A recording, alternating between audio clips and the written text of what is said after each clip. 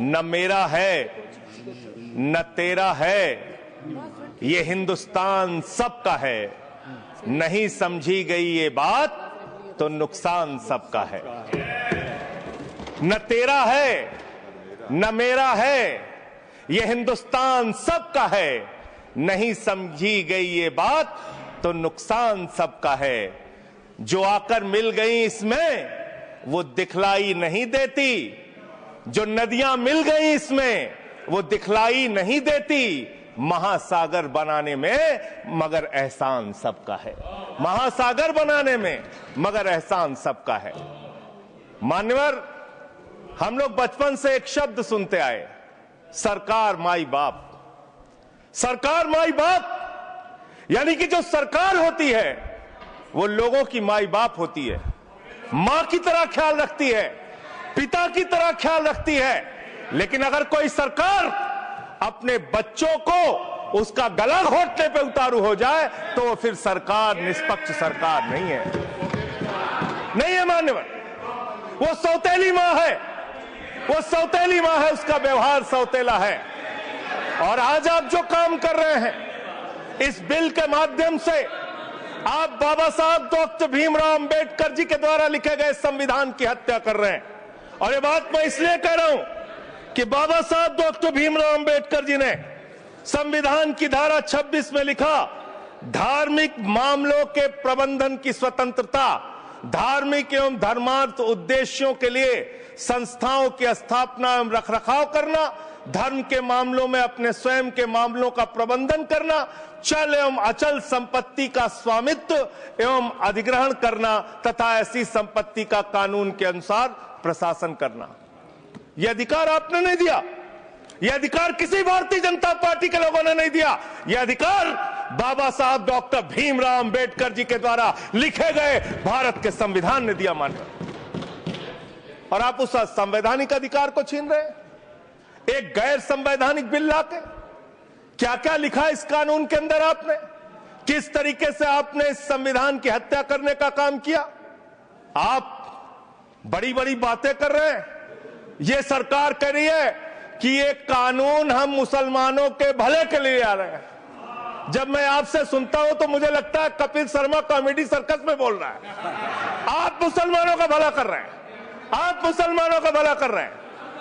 दोनों सदन में एक भी सदस्य, दोनों सदन में सिर्फ एक सदस्य गुलाम अली को छोड़ के एक भी सदस्य आपका मुसलमान नहीं है। आप मुसलमानों का भला कर रहे हैं, आप मुसलमानों का भला कर रहे हैं। पूरी सरकार में एक मंत्री आपका मुसलमान नहीं है, आप मुसलमानों का भला कर रहे हैं। दो नेता अपने घरों में आपने बैठा दिया, मुख्तार अब्बास नकवी, शहनवाज हुसैन, दोनों की राजनीति आपने खत्म कर दी। आप मुसलमानों का भला कर रहे हैं, आप मुसलमानों का भला कर रहे हैं, आप मुसलमानों का भला कर रहे हैं। अरे सुनना सीखो पहले। मान्यवर, मैं इनके इस कानून में क्या क्या लिखा हुआ है, क्या क्या कहा है इन्होंने। बैठ जाए कृपया, गुलाम अली जी बैठ जाए। धार्मिक संपत्तियों को यह बिल कब्जा करने की नापाक कोशिश है। इतनी और धार्मिक संपत्तियों को सदन में इतनी कब्जा करने के लिए सदन में इतनी शांति है कि आराम से आप बोलोगे तो आराम से बोल रहा हूं सर। हाँ। आप बैठे हैं तो आपको देख के वैसे ही आराम आ जाता है। आपको देख के मैं वैसे ही आराम में रहता हूं सर। आप जब है आपका संरक्षण है तो आराम से ही बोल रहा हूं। बोलिए। मान्यवर, धार्मिक संपत्तियों को कब्जा करने की एक कोशिश है। इसलिए इस बिल पर न हिंदू को खुश होना चाहिए, न सिख को खुश होना चाहिए, न ईसाई को खुश होना चाहिए, न जैन को खुश होना चाहिए, न बौद्ध को खुश होना चाहिए, क्योंकि नंबर सबका आएगा। और आज वक्फ की संपत्तियां कब्जा करके आप अपने दोस्तों को देंगे, कल गुरुद्वारे की संपत्तियां कब्जा करके आप अपने दोस्तों को देंगे, फिर चर्चों की संपत्तियां कब्जा करके आप अपने दोस्तों को देंगे, फिर बौद्धों की संपत्तियां कब्जा करके आप अपने दोस्तों को देंगे, फिर जैनों की संपत्तियां कब्जा करके आप अपने दोस्तों को देंगे, फिर मंदिरों की जमीनें कब्जा करके आप अपने दोस्तों को देंगे। आप तो वो लोग हैं जिन्होंने प्रभु श्री राम के मंदिर में भी घोटाला किया। मान्यवर, प्रभु श्री राम के मंदिर के जमीन में घोटाला किया। मैं कागज दूंगा सर, मैं कागज दूंगा। एक्सपेंस कर दिया मैंने। ये लोग राम मंदिर में घोटाला करने वाले लोग हैं, राम मंदिर की जमीन का चंदा खाने वाले लोग हैं सर। ये लोग 2 करोड़ की जमीन 5 मिनट में 18 करोड़ में बेची सर इन लोगों ने। 16.5 करोड़ का घोटाला किया, 18.5 करोड़ में जमीन बेची। ये राम मंदिर में घोटाला करने वाले लोग हैं सर। मान्यवर, अरे प्रभु श्री राम के नाम का पैसा खाते हो तुम लोग। अरे बैठ जाओ, राम मंदिर का पैसा खाते हो। अरे राम मंदिर में घोटाला करते हो, बैठो। अरे राम मंदिर का चंदा खाते हो। अरे चंदा चोरो बैठो, चंदा चोरो बैठो, चंदा चोरो बैठो, बैठो चंदा चोरो, चंदा चोरो बैठ जाओ।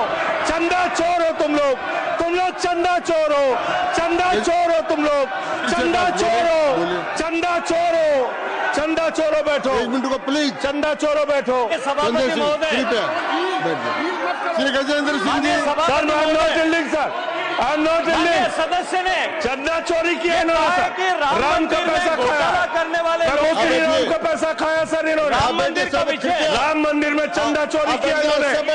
चंदा चोर है सर ये लोग, इन्होंने प्रभु श्री राम का चंदा खाया। कृपया बैठ जाए। चंदा चोरी किया सर। कृपया बैठ जाए। राम मंदिर के संबंध में सर राम मंदिर के संबंध में कहे गए सभी शब्दों को मैं कार्रवाई से निकाल रहा हूँ, कार्रवाई से निकाल दिए। 2 करोड़ की जमीन 18.5 करोड़ में खरीदी इन लोगों ने। 2 करोड़ की जमीन अयोध्या में 18.5 करोड़ में खरीदी। मान्यवर, मेरा टाइम बचाया जा सर। मान्यवर, टाइम पॉज कीजिए सर, टाइम पॉज कीजिए, बैठाइए इनको। Point of order, allow sir. I am not dealing sir. Point of order, Bhupendra Yadav please sit down.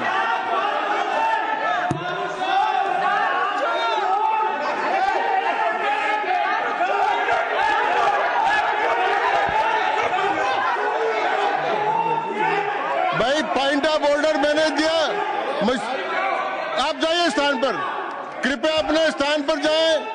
मैंने व्यवस्था का प्रश्न उठाने का मौका दिया भूपेंद्र जी यादव को। आप सब लोग अपने स्थान पर जाएं, कृपया अपने स्थान पर चले जाएं, कृपया अपने स्थान पर जाएं, कृपया बैठे। मैंने भूपेंद्र जी, कृपया बैठ जाए, कृपया।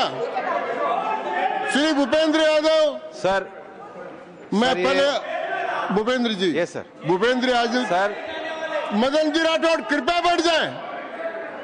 सर ये कृपया, मैंने भूपेंद्र जी यादव को व्यवस्था का प्रश्न उठाने की अनुमति दी है, लेकिन मैं पहले बता दूं कि राम मंदिर के बारे में जो कुछ इनको कहा मैंने उसको एक्सपेंस कर दिया है, वो कार्रवाई का हिस्सा नहीं है। आप बोलिए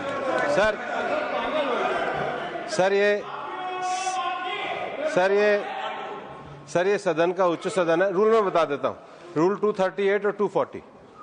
आप 238 और 240, 238 and 240, you read it sir. There are sir 2 rules है, 238, 240। मेरे को बुक की जरूरत नहीं है।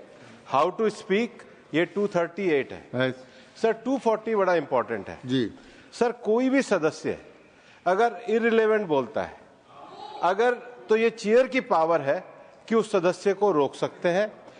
जो विषय डिबेट से जुड़ा हुआ नहीं है, जो विषय सदन से जुड़ा हुआ नहीं है, इररिलेवेंट विषय को आपको रोकने का अधिकार है।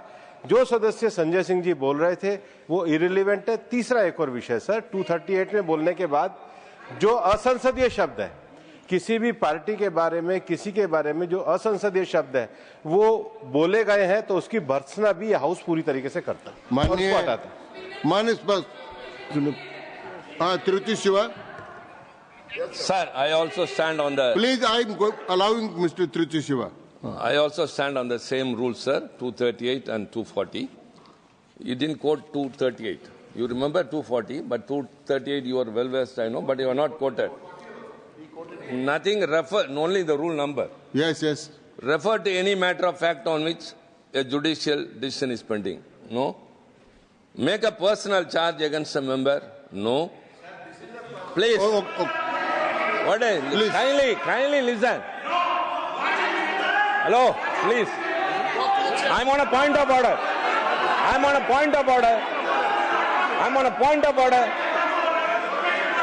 Point of order आपने अलाउ किया है। What is that? Point of order आपने अलाउ किया है। Rule 240. बैठ जाए। Sir, सुन ले एक बार। sir. नहीं, निर्णय मुझे करना, आप तो सुन तो ले। आप बैठे। Mr. Vice Chairman, only 240. 240 which is मैंने quoted, दोनों say- 238, Sir, sir. 240 दोनों देख लिए। Please, sir. हाँ। Rule 240 says, the chairman, after having called the attention of the council to the conduct of a member who persists in irrelevance or in tedious repetition, you didn't call, sir. Whether it is irrelevance or repetition has to be decided by the chair. So, the chairman. आप सुनो ना भाई, please. Hello, please. I am speaking to the chair. Please तो I am speaking to the chair. इधर देखिए ना। Sir, it is we leave it to your discretion and Yes. decision, sir. Yes. And not it is repetition or irrelevance can be decided by any other member, sir. Only you, sir. Okay, thank you. मैंने श्री भूपेंद्र जी यादव ने 240 में ये और है कि अगर कोई दूसरा सदस्य भी किसी सदस्य के इरिलेवेंट डिबेट को सपोर्ट करता है तो उसको भी डिबार करना चाहिए, आपको शिवा को भी करना चाहिए। अब एक सेकंड, मेरी व्यवस्था यह है कि 238, 240 के अंतर्गत मैंने ऑलरेडी जो असंसदीय सब थे वो और राम मंदिर के बारे में, क्योंकि ये विधेयक की परव्यू में नहीं आता है, इसलिए मैंने राम मंदिर के बारे में इनके लगाए गए इलेक्शन और असंसदीय शब्दों को कार्रवाई से निकाल दिया। धन्यवाद। मान्यवर, आपने कहा कि इससे आप पिछड़े मुसलमानों का भला करने जा रहे हैं। सुनने में बहुत अच्छा लगता है कि आप पिछड़े मुसलमानों का भला करने जा रहे हैं। आपने इसमें कहा कि आप महिलाओं का भला करने जा रहे हैं। सुनने में बहुत अच्छा लगता है कि आप महिलाओं का भला करने जा रहे हैं, लेकिन ये सरकार और यहां पे इस समय मंत्री जी नहीं है, मैं उनसे पूछना चाहता हूं, आप देश को और सदन को गलत जानकारी क्यों दे रहे हैं? मानवर, 2013 के वक्फ बिल में जो भारतीय जनता पार्टी की सहमति और सहयोग से पास हुआ, उसमें भी महिलाओं के लिए आरक्षण था। मना कर दीजिए कि नहीं था? मना करिए कि हम गलत बोल रहे हैं। मानवर, मंत्री जी ने कहा 1 करोड़ सुझाव आया। मैं आपसे पूछना चाहता हूं, कितने करोड़ ईमेल आए, कितने करोड़ पत्र आए, कितने करोड़ सुझाव आए? पूरे देश को जानकारी दीजिए और मैं आपको दावे के साथ कह सकता हूं, जब पूरा सच सामने आएगा तो देश को पता चलेगा कितने लोग इस बिल के विरोध में थे, कितने लोग इस बिल के समर्थन में थे। मैं जेपीसी का सदस्य था मानवर, मैं कह रहा हूं आपसे लाइए। और आप पिछड़े मुसलमानों का भला करना चाहते हैं? मैं आपसे हाथ जोड़कर निवेदन करता हूं, विनती करता हूं, और हमारे जो मित्र उधर भी हैं, अगर आप मेरी बात से सहमत हैं तो समर्थन करना। समाज में छुआछूत को, बीमारी को मिटाने के लिए चलिए उठाते हैं कदम, और अगले सत्र में एक बिल लेके आइए। जितने भी हिंदुओं की कमेटियां हैं, ट्रस्ट है, बोर्ड है, उन सारे ट्रस्ट और कमेटियों में 80% आरक्षण दलित, आदिवासी और पिछड़े हिंदुओं को दीजिए। मैं समर्थन करूंगा आपका, माला पहनाऊंगा आपको। आप पिछड़ों का भला करने की बात करते हैं, आप दलितों का भला करने की बात करते हैं। आपकी मातृ संस्था आरएसएस 100 साल तक आपने एक भी दलित, पिछड़ा और आदिवासी, एक भी महिला को आज तक आरएसएस का प्रमुख नहीं बनाया। आप दलितों और पिछड़ों और आदिवासियों की आरएसएस के बारे में भला करने की बात करते कर हैं। दीजिए। माननीय, इस बिल में क्या लिखा है? आप जो भी बातें इस विधेयक के अलावा बोलेंगे उन सब को मैं एक्सप्लेन सर, ये करूंगा। क्या उसमें सच नहीं है? क्या ये सच नहीं है? सर, मेरा टाइम रोका जाए।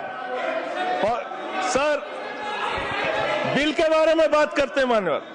मंत्री जी ने कहा आज आप इस बिल को पास कर रहे हैं, आज आपका सीना चौड़ा हो रहा है, आपको लग रहा है एक धर्म के अधिकार को आप छीन रहे हैं। नहीं, कल को आप सभी धर्मों की धार्मिक संपत्तियां छीन के आप अपने दोस्तों का देने का काम करेंगे। मैं फिर इसको दोहरा रहा हूं और फिर इसको कह रहा हूं कि आप ये करेंगे, धार्मिक संपत्तियों के कब्जा करने का काम करेंगे। और किसी गलतफहमी में मत रहिए। आपको लोकसभा के चुनाव में मात्र 36% वोट मिला है। इस देश की 64% आबादी आज भी आपके खिलाफ है, आज भी आपके खिलाफ खड़ी है। किसी गलत फहमी में मत रहिए। बड़ी बड़ी सत्ता उखड़ गई और चली गई।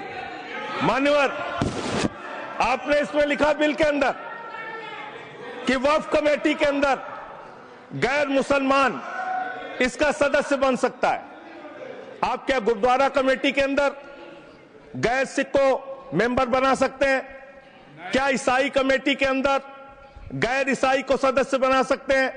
क्या बौद्धों की कमेटी के अंदर गैर बौद्ध को, क्या जैनों की कमेटी के अंदर गैर जैन को आप मेंबर बना सकते हैं? और इतना ही नहीं, क्या आप हिंदुओं के ट्रस्ट में, मंदिर के ट्रस्ट में आप क्या गैर हिंदू को मेंबर बना सकते हैं? नहीं बना सकते, नहीं बना सकते।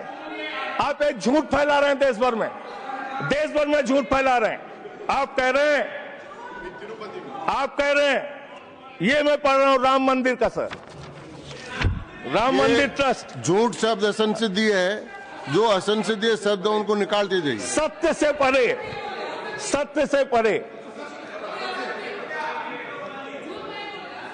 सर, ये प्रभु श्री राम के मंदिर का ट्रस्ट, मैं इसका समर्थन करता हूं। नहीं, आप सर, मैं इसका समर्थन कर रहा हूं। ये सब्जेक्ट नहीं है सर, समर्थन कर रहा हूं। सुन तो लीजिए, आप कहे से नहीं सुनूंगा। डिस्ट्रिक्ट मजिस्ट्रेट प्रोसीडिंग में नहीं आएगा।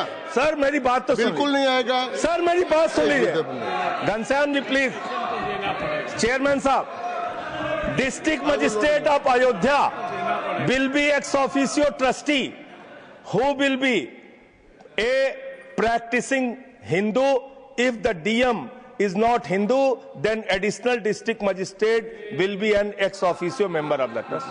हम इसका समर्थन करते हैं सर। हिंदू धर्म के ट्रस्ट में हिंदू को मेंबर होना चाहिए, आपने लिखा, हम इसका समर्थन करते हैं।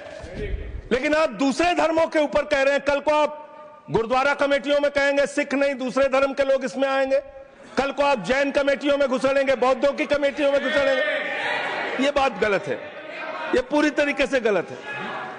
और आज पूरे देश को आप बताइए, मान्यवर, पूरे देश को आप बताइए, 2009 में आपने अपना घोषणा पत्र जारी किया था, मैनिफेस्टो। ये मैनिफेस्टो आपका लेके आया हूं, ये तो आपका डॉक्यूमेंट है, मेरे घर नहीं बना। इस मैनिफेस्टो में लिखा है इन्होंने कि 2009 के मैनिफेस्टो में लिखा है कि वक्फ की जमीनों पर जो अवैध कब्जे हुए हैं, के.आर. रहमान की कमेटी की रिपोर्ट के हिसाब से हम मुस्लिम धर्म गुरुओं के साथ बातचीत करके उसको खाली कराने का काम करेंगे। कितना दोहरा चरित्र है आपका। आपने कहा वक्फ की जमीनों को खाली कराने का काम करेंगे जिसपे कोई और कब्जा कर रखा है। मान्यवर, एक और बात, सुप्रीम कोर्ट के अंदर आप कह रहे हो कागज चाहिए, कागज चाहिए। मंत्री जी ने कहा कागज चाहिए। मंत्री जी, आपको कागज की बहुत जरूरत होती है, कागज आपको चाहिए। आपकी सरकार ने 2020 में, ये पूरे देश को देखना चाहिए, पूरे देश को सर, 2020 में मैं जेपीसी का मेंबर था, एक कागज वहां मिला मैं 2020 में सुप्रीम कोर्ट में। सर, आप, मेरी बात नहीं आ रही सर, मेरी बात नहीं आ रही। 2020 में मान्यवर, इस भारत की सरकार ने, मोदी जी की सरकार ने शपथ पत्र दिया सुप्रीम कोर्ट में। से क्या लिखा हुआ है? 99% वक्फ की संपत्तियां डिजिटाइज हो चुकी हैं। मुख्तार अब्बास नकवी साहब आपके मंत्री थे, उनका बयान है 100% वक्फ की संपत्तियां डिजिटाइज हो चुकी हैं। तो जब आप सारी संपत्तियां डिजिटाइज कर चुके हैं, सब कुछ ऑनलाइन कर चुके हैं वामसी पोर्टल में, सारे कागजात जांच चुके हैं, तो क्या आप फसाद कराने के लिए फिर से कागज मांग रहे हैं? फसाद कराने के लिए आप फसाद कराने के लिए कागज मांग रहे हैं। आप फसाद कराने वाले हिंदू हैं, हम सौहार्द फैलाने वाले हिंदू हैं। यह बुनियादी फर्क है, यह बुनियादी फर्क है आप में। आप देश भर में फसाद, नफरत, लड़ाई, झगड़ा कराने का काम करते हैं। मान्यवर, मैं अंत में आप लोगों से सिर्फ एक ही बात कहना चाहता हूं कि आज सच्चर कमेटी की रिपोर्ट की बात कही गई और कहा गया 12,000 करोड़ की आमदनी हो सकती थी। एक सुझाव मैं पूरे सदन की तरफ से इस सरकार को देना चाहता हूं। 12,000 करोड़ की आमदनी की चिंता है वक्फ की, करोड़ों मुसलमानों की चिंता है आपको। एक अपने दोस्त को पकड़ के लाइए, नीरव मोदी को 20,000 करोड़ वसूलिए, 12,000 करोड़ वक्फ को दीजिए, 8,000 करोड़ अपने पास रखिए। 8,000 करोड़ का आपको मुनाफा होगा, 12,000 करोड़ वक्फ को दे दीजिए, करोड़ों मुसलमानों का भला हो जाएगा। मान्यवर अंतिम बात कह के आपने कहा सच्चर कमेटी की रिपोर्ट से 12,000 करोड़ की आमदनी की बात कही गई है। अर्ध सत्य मत बोलिए, पूरा सत्य बोला कीजिए, सुविधाजनक सत्य मत बोलिए, पूरा सच बोला कीजिए। मंत्री जी, इसमें लिखा हुआ है सच्चर कमेटी की रिपोर्ट में कि भारत की सरकार ने, राज्यों की सरकार ने अलग अलग राज्यों में अलग अलग जगहों पे 365 वक्फ की संपत्तियां कब्जा कर रखी हैं। आप उसके बारे में नहीं बताते, आप अर्ध सत्य बोलते हैं। मैं तो जेपीसी का मेंबर रहा हूं, मुझे सब पता है। तो इसलिए मान्यवर, आप फैला रहे हैं झूठ, ट्रिब्यूनल के फैसले, बस खत्म सर, खत्म। असत्य, सत्य से परे मान्यवर, सत्य से परे मान्यवर। ट्रिब्यूनल के लिए आप कह रहे हैं उसको अपील नहीं की जा सकती। हाई कोर्ट का फैसला ट्रिब्यूनल के फैसले के खिलाफ आया है, सुप्रीम कोर्ट का फैसला ट्रिब्यूनल के फैसले के खिलाफ आया है। आपने कहा 5 साल का प्रैक्टिसिंग मुस्लिम होना चाहिए। कैसे प्रैक्टिसिंग मुस्लिम तय करेंगे सर? आप क्या मुसलमानों के घर में सीसीटीवी का कैमरा लगाएंगे?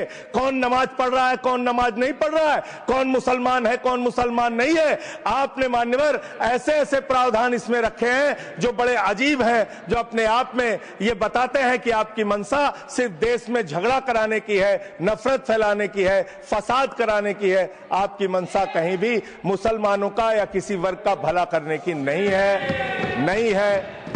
है। बस एक अंतिम बात कह के अपनी बात समाप्त करूंगा। ये काम आपने देश के अंदर बहुत अच्छा शुरू कर दिया। आप एक काम करते हैं, देखो मुसलमानों को ठीक कर रहा हूं, दूसरी तरफ महंगाई बढ़ रही है, नुकसान हिंदुओं का। 94 लाख करोड़ रुपए शेयर बाजार में डूब रहा है, नुकसान हिंदुओं का। 11 लाख बच्चे स्कूलों से बाहर निकल गए, नुकसान हिंदुओं का। तो मुसलमानों को ठीक करने के नाम पर आप नुकसान देश के करोड़ों हिंदुओं का भी कर रहे हैं। इसलिए ये सब बातें करके देश में आप नफरत फैला के ये सब झगड़े फसाद के काम मत कीजिए। और अंत में आपसे एक ही बात कहना चाहता हूं, अभी भी वो मौका है इस बिल को जो गैर संवैधानिक है, जो बाबा साहब के संविधान के खिलाफ है, इसको वापस लीजिए।